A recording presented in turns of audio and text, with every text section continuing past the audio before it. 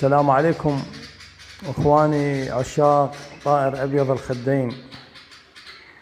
السلام عليكم جميعا. طبعا اخواني انا اسف على الانقطاع بسبب الدوام، والله الدوام العسكرية.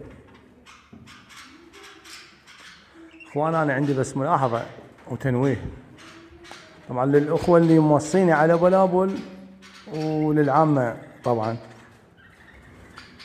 اخواني انا بالنسبة الي من اخرج بخانات،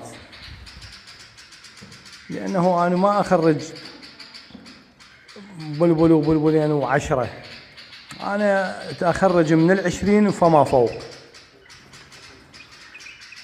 لانه انا ما عندي مجال يعني. هاي اذا اريد انا اعزلهن كل واحد بقفص، يعني رادهن خدمة هواية ورادهن لازم عندي مجال، لازم انا قاعد بالبيت يعني ما عندي شغل وعمل، وانا عسكري يعني ما اقدر يعني بفترة النزول مالتي مثلا اقدر اخدمهن.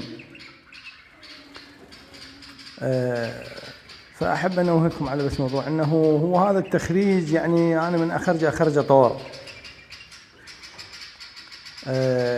لكن هو شنو هو يصير اليف، يعني ياخذ من ايدك وتمد ايدك عادي يمه، يعني عادي طبيعي يعني. لانه هو اصلا الاليف يعني يصير اليف انت من دائما ايدك فوقه.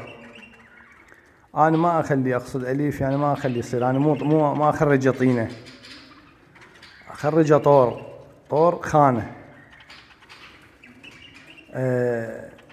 فهذا هو التخريج يعني بخانة. انت لما باكر عقبه مثلا تجي تطلع من الخانة، هو متعود على هاي الخانة، حتى السيم يختلف والقفص يختلف، يعني الخانة تختلف.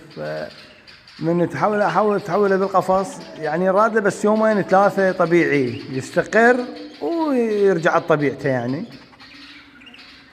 اي اخواني انا بس حبيت يعني انوهلكم على هذا الموضوع، يعني انه اكو اخوه موصيني يعني على بلابل، فقصدي لما البلبل اوصل لك اياه انت انتظره يومين 3 حتى لو تنطي اسبوع، يعني هو يخاف مثلا يستغرب من المكان، يستغرب القفص.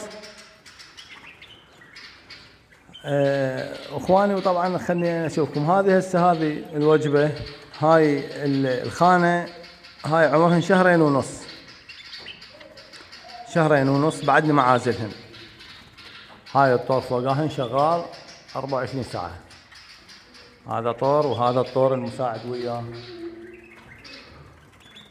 اما هاي الخانة هذه مال الشهر السابع، يعني صارهن تقريبا 15 يوم بالخانة.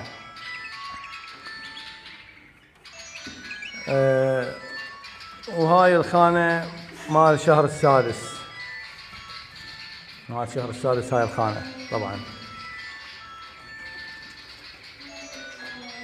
وعندي هذا عزل عمره تقريبا 2.5 شهر مال الخانة الأولية اللي قلت لكم عليها.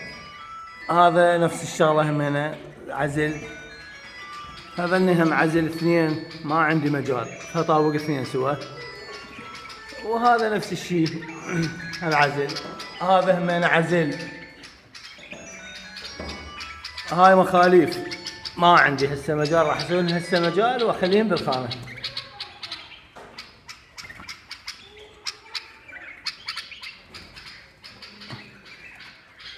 هسه مثلا اخواني شوفوا، هسه هذا الاكل هو جوهن طبعا، انا ما جوع على الطير، لكن انت من تجي تنطيه اكل وهذا يجي ياخذ من ايدك عادي طبيعي. هسه انا وكلتهن قبل ما اصور ما جوعانات، لكن هو عادي يعني من ايدك عليه طبيعي. وتحياتي لكم جميعا اخواني الاعزاء.